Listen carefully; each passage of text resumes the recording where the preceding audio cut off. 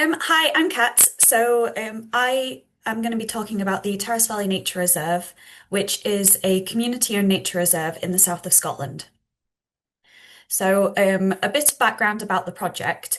It was purchased as a community buyout in two parts over 2021 and 2022, following extensive crowdfunding. It had to be bought in two parts. And the community of Langham now owns 10,500 acres of the Tarras Valley. So this is the area of the nature reserve.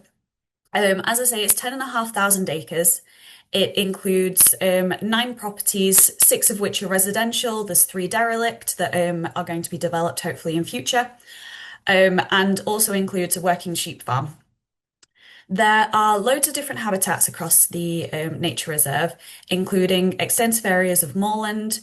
As I mentioned, there is the upland hill sheep farm. We have various different types of woodland habitats, including wood pasture with ancient alder and birch and oak mixed woodland with veteran oak trees. We also have the entire more or less the entire river catchment of the Tarras. So that starts up in the top right corner of the reserve and runs all the way down the length of the reserve and joins the Esk shortly after leaving the southern end of the reserve. So a bit of background. So this year we released our 5-year action plan. So this took a while for us to develop after the initial buyouts because we wanted to make sure that it was a really collaborative approach with the community. Because it is a community-led project, we wanted to make sure that members of the local community had the opportunity to be engaged throughout the project. So we were working with the community to develop the 5-year action plan, and that covered everything from access, food production, nature restoration, housing, business and enterprise, wildlife and nature, and everything that could possibly be related to the reserve. So we were linking in with the wider community plan for the town and also looking at plans that had been made in the past and what people wanted to see in the future. So as I mentioned, that the action plan was then released earlier this year and is available on our website. But I'll go into more detail about some different parts of it in the presentation as well. So we ended up breaking everything down into 4 pillars. So these are our really high level objectives for the project. So firstly, with people, we want to empower and reconnect people with the land and with nature through a community-led approach. We want to restore restoration of ecosystems across the Tarras Valley, running responsibly, so we're here for the long term, and make a meaningful contribution to the climate and ecological emergencies. So they're the really high level objectives that we've set. So breaking those down, firstly, there's the people section. So as I say, empowering and reconnecting people with the land. So we want to make sure that Langham feels the economic and social benefits and opportunities from the community-owned land, continuing and expanding our learning, discovery and skills building programme, doing loads of community engagement activities and providing a welcoming and diverse visitor experience. So a bit more about that, what that all entails. We have done really varied work with loads of people, and I've tried to condense it down as much as possible, otherwise I could talk for hours. But and we provide housing and are developing more eco-friendly and affordable housing to let to local families. And also we work really closely with local contractors and other businesses. So we've invested a lot into the local community over the last few years. We are imminently we're having a graduate placement start with us over the next couple of weeks, which is a role that really focuses on skills building and is an opportunity for a young person just starting out in their career who's interested in the environmental industry or just wider community development or community ownership. Just kind of, it'll look at everything across the project. Looking at improving the visitor experience. So we've installed new pathways, a new car park.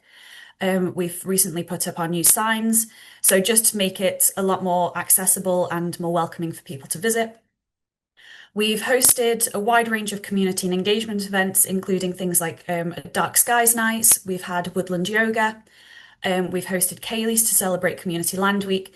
And a lot of our community and engagement events aim to engage with the wider community who are maybe less interested in the wildlife side of things, but we want to make sure that the community land really does engage with everyone across the community, regardless of interests.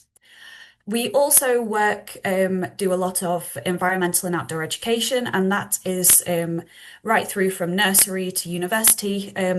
So trying to engage young people with the community land and learn about the habitats and the wildlife, and give them the opportunity to complete awards such as the John Muir Award, and offering learning opportunities for older students and building rural skills, employability skills, and that sort of thing.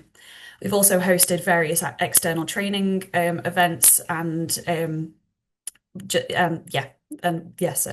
research projects and that sort of thing. So very quickly on the sustainability side of things, as you mentioned, we want it to be, it is a long-term project, so we need to make sure that we are responsibly and financially and economically sustainable throughout. So that includes generating responsible income. That might include things like glamping, business and enterprise, offering paid visitor experiences such as corporate volunteering events, or guided tours, but really looking at diversifying the income generation schemes rather than focusing on one really big business. We want to make sure that our outreach is self-sustaining so that we can continue to offer that and work with local schools for free so that there's no charge for them, and continue to offer housing and look at property development. So one of the properties on the reserve will be soon being developed to offer another eco-friendly and affordable housing option for a local family. And that will be in addition to the ones already on the site. Also looking at diversification of our farming enterprises. So in terms of our climate action, we want to make a meaningful contribution to the climate and ecological emergencies. So that includes delivering nature-based carbon capture, enhancing our natural resilience to flood, wildfire and drought as the climate changes, and contributing to local energy and food security. So some of the big projects involved in this are peatland restoration and woodland creation. So just to go into a bit more detail about the peatland restoration that we've done so far, we've now completed phase 1 of our peatland restoration project. So as you can see from the map on the screen, there is a lot of peatland restoration planned, and this is over thousands of acres of land. So we've completed phase 1, which is 190 hectares, with 54 kilometres of ditches blocked across the site. So the top left corner, the picture shows what the ditches looked like before.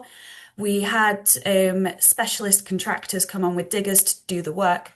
And the method that we used was using the material on the land. So they actually dug ponds and used the peat and the plant matter from the dug ponds to actually block the ditches, which means that no materials had to be brought on site. So there's no kind of wood dams or anything like that. It's all the materials that would already be on the site. But that means that we now have lots of standing water on the site that wasn't there before. So instead of all the water just running straight off, these pictures were taken the other week when there was after a period of really heavy rain. But previously, a lot of this water would have just washed straight off the land. So this was only done in February of this year. So this already shows how much of a difference this has made to the land. And obviously, this event is about dragonflies, so I've tried to focus on some of the nature restoration work that we've done that might also benefit dragonflies as well. So there's a lot of new ponds, and across the whole of the moorland habitats, what we're hoping for is a more natural dynamic mosaic of habitats. We don't want to keep it as a monoculture habitat. We want to actually have areas that are boggy and wet and are holding a lot of water. There might be some drier areas that have small areas of scrub and trees. And we just really want to have that variety across the site rather than having great swathes of one habitat. So that's the peatland restoration that we've done so far. So in terms of our nature restoration, these are some of the things that we're hoping to achieve. Restoring native woodlands to their natural limits. So we've been doing some tree planting across the reserve, mostly just in smaller pockets to try and link up some it has been deforested in the past, just to give it a bit of a helping hand. We are going to be working on restoring the River Tarras to its natural course and floodplain, doing some rewiggling, increasing the amount of riparian woodland, doing peatland restoration, restoring lost wetlands, and also incorporating restorative grazing to create a more dynamic habitat. Our overall aim is to maximize biodiversity and encourage a complex, abundant ecological web. So, when it comes to nature restoration, these are our principles. So, we want to actually use a nature-led approach rather than we don't want to continue intensive management practices. So, a lot of the things that we are doing at the moment are repairing damage that has been done in the past, such as blocking the ditches, removing Sitka spruce from the moorland where it's regenerated from local forestry. And we're aiming to restore self-sustaining dynamic ecosystems and natural processes. So a lot of the things we're trying to do is just give it a bit of a helping hand to get back to those a more natural ecosystem.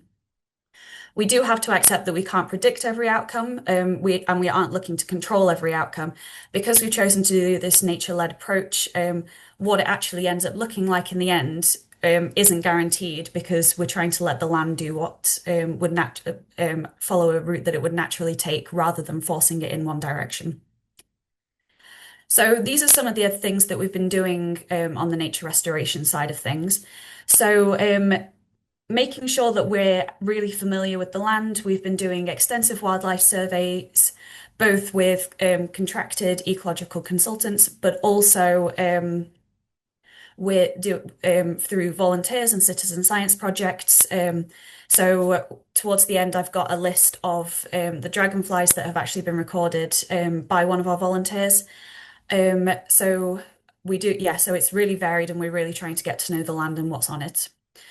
We do practical volunteer activities. So a lot of the trees that have been planted, some of the sick spruce that's been removed, clearing other invasive species, just maintaining woodlands that have been planted in the past, so removing tree guards from old woodlands, that sort of thing, just to kind of protect the land and to look after it and make it more sustainable in the future. One of the big projects that we did last year was also clearing Sitka spruce from the moorland. So the top two pictures on the page are the before and after of the back of one of the hills on the moorland. So you can see that there is extensive Sitka spruce coverage that has come in from the neighbouring forestry. So we hired contractors and they cleared hundreds of acres of land, and there is a lot more planned as well in the future. We are looking at diversifying the grazing and transitioning towards regenerative farming. So that looks at things like stopping supplementary feeding, diversifying the actual livestock on the land. So at the moment we're leasing to a local family that are grazing Highland cows and fell ponies on the land, which makes a massive difference compared with other livestock because they actually the way that they graze and they churn up the land. And we're just doing some ongoing monitoring of what changes that's having on the fields the areas that they're in. Also doing things like reducing any medication, no pesticides, and that sort of thing is what we're hoping to achieve when we move towards the regenerative farming.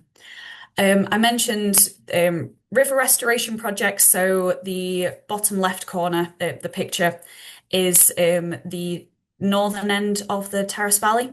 So as you can see, there is no riparian woodland. There are areas that have been straightened and reinforced. So we're working with Galloway Fisheries Trust to come up with plans for how that could be renaturalized. So including rewiggling, removing the reinforcements, and also increasing the riparian woodland up the site because we do have salmon and trout, and we want to make sure that we continue to support these species. We also felled a 36-hectare plantation of Sitka spruce. There is still Sitka spruce forestry remaining on the site, but over time that's going to be reduced and replaced with native woodland, which is what we've done with this site. So because it's such a large area, we wanted and we had the opportunity for an almost blank slate when we did the felling. It all had to be done in one go because there was a lot of wind blow following some of the storms over the last few years. So we worked with the local community and particularly the direct neighbours to the site to come up with the plans for what people wanted to see on the site. So that included better access. So we put in a new 5 kilometre path across the whole of the site, which you can see is the red line on the right-hand side. We also installed new ponds because there was a lot of there were streams and there were a lot of ditches and things running off the site. We saw this as a good opportunity to actually put in some standing water because while we've got the river and there is now the peatland restoration, there are limited areas of ponds on the site, so we thought this was a really good opportunity to actually install new ones. So this was the plan for the site, and this is how it was looking during. So the bottom left picture is during the felling, so you can see where a huge chunk has been taken out of it, but that ended up being the whole of the area of Sitka spruce that was taken out. So you can see the bottom right picture, we've installed there's two new ponds and another wetland area in the middle that fills when it's particularly hot, wet weather. So at the moment it does have water in it. Across the site we've planted 18,000 native trees, but we're also allowing a lot of natural regeneration of the trees that are already growing on site. So we planted on the top area a mixture of oak, rowan, and birch because this was what we were seeing growing up there anyway. So we didn't use tree guards and we're just monitoring how they're growing and how they are naturally regenerating anyway because some of them were starting to grow up there. And making sure that we regularly go and clear any sick spruce that's continuing to grow up there. We've been spreading wildflower seeds and planting plugs and bulbs on the site, particularly around the ponds because it's completely bare earth. Again, just kind of giving it a bit of a helping hand and then monitoring as it goes. We've added in the new walking routes and we've also put up 4 pine marten den boxes throughout the woodland as we do have a population of pine martens. They are in a lot of the native woodland as well as the forestry, so we just wanted to make sure that we were supporting them while the site was also in a transition period. So a lot of the work on the site, a lot of the work on the site was done by volunteers and school groups. We did have contractors on planting 16,000 trees on the top part of the site, but the bottom areas were all done by volunteers and school groups. So that included spreading the wildflower seeds, planting the wildflower plugs into things around the ponds, putting in a mixture of native tree and shrub species. So we varied those a lot more along the lower part of the site. So we're extending our hazel and alder cover because they're naturally growing along the river anyway. We've also planted a mixture of various sort of native fruit trees and also shrubs like blackthorn and hawthorn, which will add benefits for the wildlife, but also it'll make it a really lovely place to visit, hopefully when there's fruits and the coloured leaves and flowers and that sort of thing. So so we planted about 2,000 trees. We also collected willow pegs from elsewhere on the reserve and planted those, and that's been a huge success as well. Within weeks, a lot, most of those were already starting to grow leaves. So hopefully it'll be a really lovely area with quite some areas with dense shrub and a lot of variety of wildflowers and things. So after 11 months, this is what the ponds look like. So these were only completed in no in December last year, just before Christmas. So they were actually installed then, and that's when the picture was taken for which where they were. It was just the bare earth on top of them, and there is already a lot of different plants growing down there. Very early in the year is when we spread the wildflower seed, so some of those have started to grow. Some things have started to move in naturally. There's a lot of wildlife in and around the ponds already, including 13 dragonfly and damselfly species that have been recorded so far in the new ponds. So these were all recorded between July and August this year by one of our volunteers, who is also an ecologist. So I can't elaborate too much more. I don't know that much more about the dragonfly and damselfly species. However, there are definitely a couple of new records for the area on that list. Um, if anyone wants to know any more about the nature reserve, these are some of our social media pages, and so you can find updates and things there.